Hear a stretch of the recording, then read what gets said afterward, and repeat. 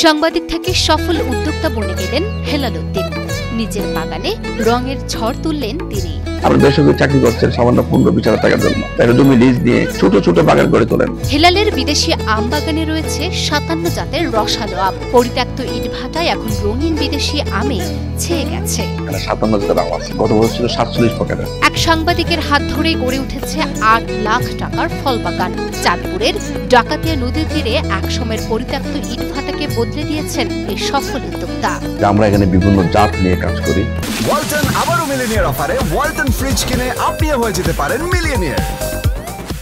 মাত্র 5 বছরে রাসায়নিক ও বিষমুক্ত পদ্ধতিতে গড়ে তুলেছেন ফ্রুট বেলি নামে একটি ব্যতিক্রমধর্মী বাগান, যেখানে 57 জাতের বিদেশি আম সহ 250 জাতের গাছ রয়েছে। আমরা মনে করি যে বিষমুক্ত যে ফল ফসলকে আমরা গুরুত্ব দিচ্ছি, যে ফল ফসল আমার সন্তান খেতে পারবে। হেলালের বাগানে রয়েছে বেলি মার্বেল, আতাউল, লেমন ট্রেস্ট, রোসা, অস্টিন গোল্ড, এমন সব দুর্লভ জাতের আমের প্রজাতি। সিগান আম, রোসা শ্রেষ্ঠ আম পৃথিবীর, রঙিন একদম গোলাপি কালারের হয়ে যায়। এবং এই প্রথম বাংলাদেশে চাঁদপুরে ফুলগুলি এগুলোতে এই রোসা জাতটার ফলন হয়েছে। আরেকটা আছে আতাউল। আপনারা জানেন আতাউল বিশ্বের সবচেয়ে মিষ্টি আম যদি বলা হয় হানি ম্যাঙ্গো। আতাউল প্রজাতির আমটা সাইজে ছোট কিন্তু গোল্ডেন হয়ে যাবে। সুস্বাদু সব আম প্রতি কেজি 400 থেকে 600 টাকায় বিক্রি করছেন হেলাল।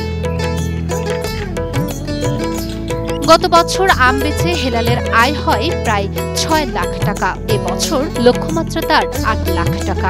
আম থেকে গত বছর প্রায় 6 লক্ষ প্লাস আমি ইনকাম করেছি।